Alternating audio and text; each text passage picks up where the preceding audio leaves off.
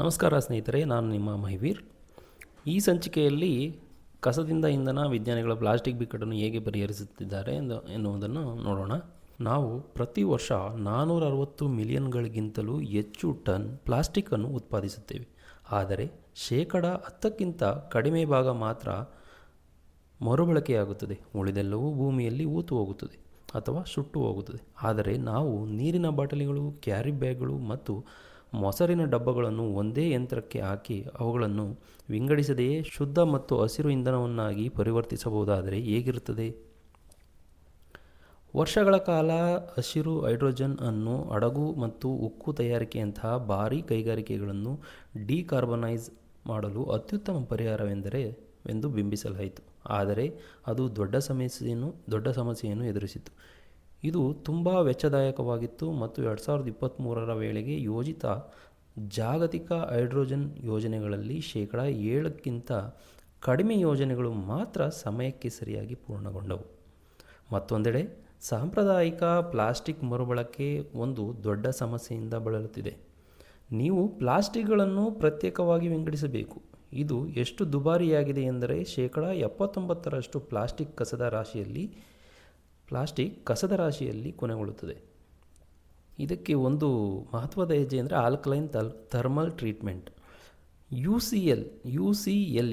UCLA ಮತ್ತು ಹ್ಯುಮನ್ಸ್ ವಿದ್ಯಾಲಯದ ಸಂಶೋಧಕರ ಬದಲಾವಣೆ ತರುವಂತಹ ಸಂಶೋಧನೆ ಇಲ್ಲಿ ನೆರವಿಗೆ ಬರುತ್ತದೆ.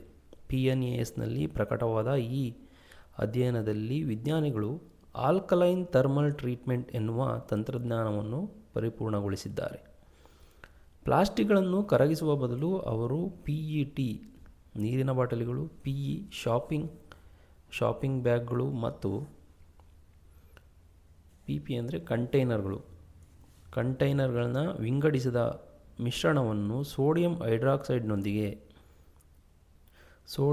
ಹೈಡ್ರಾಕ್ಸೈಡ್ನೊಂದಿಗೆ ಒಂದೇ ರಿಯಾಕ್ಟರ್ಗೆ ಹಾಕುತ್ತಾರೆ.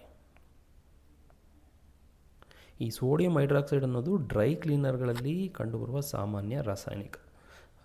ಒಂದೇ ರಿಯಾಕ್ಟರ್ನ ಹಾಕ್ತಾರೆ. ಸೌಮ್ಯವಾದ ಶಾಖ ಮತ್ತು ಗಾಳಿಯನ್ನು ಬಳಸುವ ಪೂರ್ವ ಚಿಕಿತ್ಸಾ ಹಂತದ ಮೂಲಕ ಕಠಿಣವಾದ ಪ್ಲಾಸ್ಟಿಕ್ಗಳು ಸಹ ಸುಲಭವಾಗಿ ಕರಗುತ್ತವೆ. ಇದರಿಂದ ಏನಾಗುತ್ತೆ ಅಂದರೆ ಶೂನ್ಯ ಹೊರಸೂಸುವಿಕೆ ಮತ್ತು ಘನಕಲ್ಲು ಇಂಗಾಲ ಆಗುತ್ತೆ.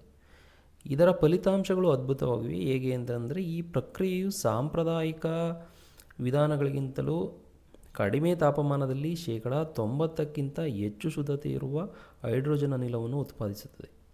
ಅದಕ್ಕಿಂತ ಉತ್ತಮವಾದ ಸಂಗತಿ ಏನೆಂದರೆ ಶೂನ್ಯ ಇಂಗಾಲದ ಹೊರಸೂಸುವಿಕೆ. This is very important. ಹವಾಮಾನದಲ್ಲಿ ಬೆರೆತು ಹೋಗುವ ಕಾರ್ಬನ್ ಡೈಆಕ್ಸೈಡ್ ಅನ್ನು ವಾತಾವರಣಕ್ಕೆ ಬಿಡುವ ಬದಲು ಪ್ಲಾಸ್ಟಿಕ್ನಲ್ಲಿರುವ 75%ಕ್ಕಿಂತ ಹೆಚ್ಚು ಇಂಗಾಲವು ಸುರಕ್ಷಿತವಾಗಿ ಸ್ಥಿರವಾದ ಖನಿಜ ಶಿಲೆಯಾಗಿ ರೂಪುಗೊಳ್ಳುತ್ತದೆ. ಒಂದೇ ಸಮಯದಲ್ಲಿ ಎರಡು ದೊಡ್ಡ ಜಾಗತಿಕ ಬಿಕ್ಕಟ್ಟುಗಳನ್ನು ಅಂದರೆ ಪ್ಲಾಸ್ಟಿಕ್ ಕಸ ಮತ್ತು ಶುದ್ಧ ಇಂಧನ ಬೇಡಿಕೆಯನ್ನು ಪರಿಹರಿಸುವ ಮೂಲಕ ಈ ತಂತ್ರಜ್ಞಾನವು ಹೈಡ್ರೋಜನ್ ಆರ್ಥಿಕತೆಗೆ ಅಗತ್ಯವಿರುವ ಪುನರುಜ್ಜೀವನವನ್ನು ನೀಡುತ್ತದೆ. ಇದರ ಬಗ್ಗೆ ನಿಮ್ಮ ಅಭಿಪ್ರಾಯವೇನು? ಕಸವನ್ನು ಇಂಧನವನ್ನಾಗಿ ಪರಿವರ್ತಿಸುವುದು ಹಸಿರು ಭವಿಷ್ಯಕ್ಕೆ ನಮ್ಮ ಉತ್ತಮ ಹೆಜ್ಜೆಯೇ? ಕಾಮೆಂಟ್ಗಳಲ್ಲಿ ನಮಗೆ ತಿಳಿಸಿ ಮತ್ತು ಹೆಚ್ಚಿನ ತಂತ್ರಜ್ಞಾನ ಮಾಹಿತಿಗಾಗಿ ಮತ್ತು ನಿಖರ ಫ್ಯಾಕ್ಟ್ಗಳಿಗಾಗಿ ನಮ್ಮ ಚಾನಲನ್ನು ಸಬ್ಸ್ಕ್ರೈಬ್ ಮಾಡಿ. ಧನ್ಯವಾದಗಳು.